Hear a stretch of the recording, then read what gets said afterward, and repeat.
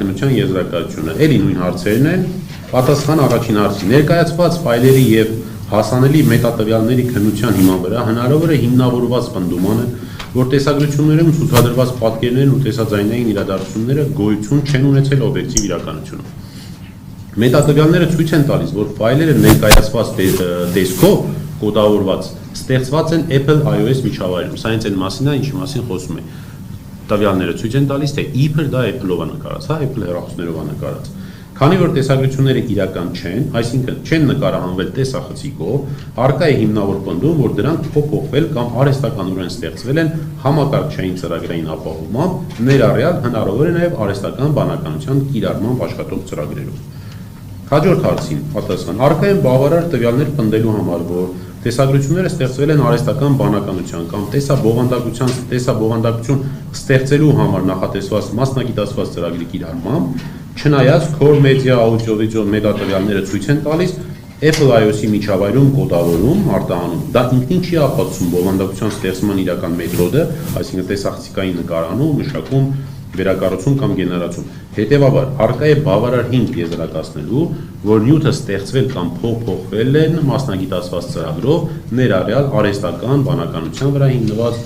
գործիքներով։ Հաջորդ հարցին.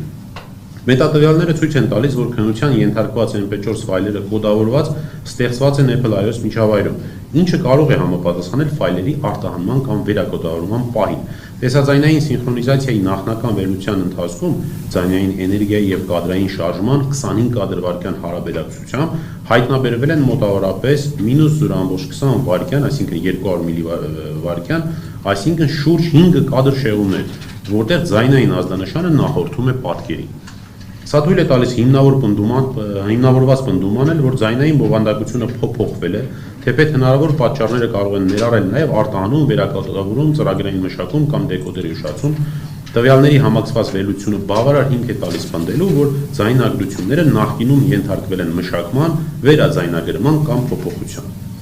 Հաջորդ հարցը, արդյոք ձայնային միջավայրի պայմանները կամ տեսաձայնագրության միջոցները չեն փոփոխվել։ Հաշվի առնելով, որ այս հարցը կախված է նախորդ երրորդ հարցի պատասխանից, որն արդեն հնչեցրեցի, եւ կարող է այլ լինել նախորդ եզրակացության տարբեր լինելու դեպքում, ներկայիս հարցի պատասխանը ամբողջությամբ համընկնում է նախորդ հարցի պատասխանին։ Արդյոք տեսագրությունները պարունակում են տեսա եւ կամ ձայնային մոնտաժի հետքեր, ամբողջ ֆայլը հանդիսանում է վերակոդավորման ըստ պատասխանի։ Սա հաստատվում է MP4 կոնտեյների կառուցվածքով, այնտեղ